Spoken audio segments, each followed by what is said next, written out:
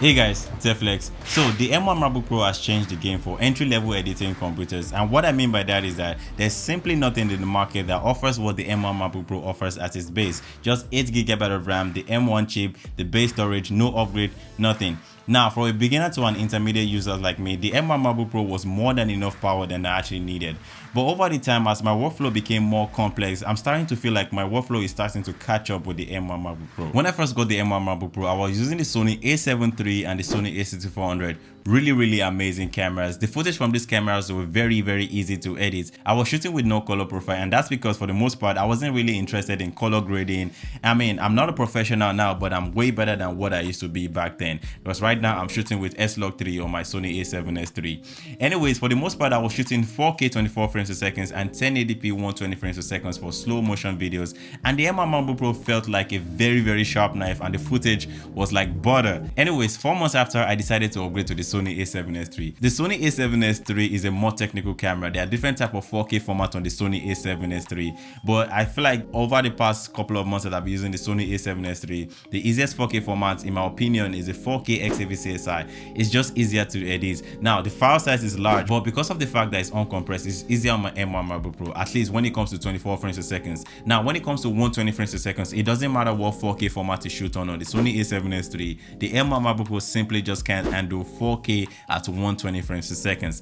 It struggles to do that, and this is where proxies actually comes in. Now, I don't have any problem creating proxies because they make the editing process way easier, but the thing about proxies is that after a while they kind of takes up more space, at least in my opinion, because Final Cut Pro stores all the proxies you have ever created in a particular folder. So even after you delete the project, the proxies are going to be in that folder. So after a while the space adds up. Anyways, once I'm done editing, I want to play back my video in full resolution, and this is where the M1 MacBook Pro struggles like a lot. Now as time goes on, like I said, as my workflow becomes more complex, my timeline also is more complex because there's more soundtrack in my timeline right now. There are more music, there's more motion tracking, different 4K videos stacked on top of each other, different 4K videos with different frame rates, slow motion and all that stuff. Now I'm beginning to feel like I'm challenging the M1 MacBook Pro. I mean, it's not slow yet, but it's not really as smooth as when I was a beginner. Anyways, let's take a look at this graph that I made. Now this is a workflow to a power ratio of an M1 compared to a non-M1 laptop in the same price range. As you can see here, for a beginner workflow, you're getting more power than you actually need. Now this is the point that the M1 actually shines the most, because there's simply nothing in the market that comes close. Now don't get me wrong, you can simply work with the power of a non-M1 laptop at this level.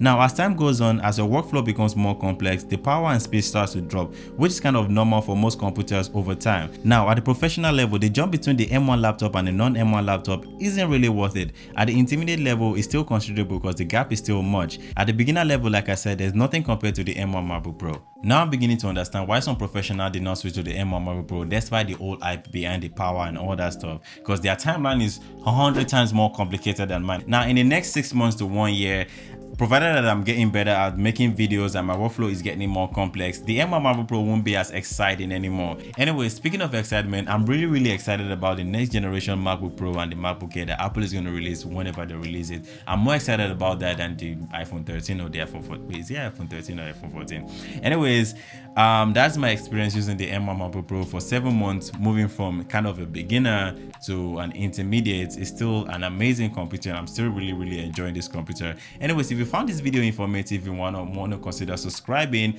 and dropping a like button. I'm going to really appreciate that. It's going to help my channel a lot. Anyways, I'll see you guys in my next video. My name is 11. Peace.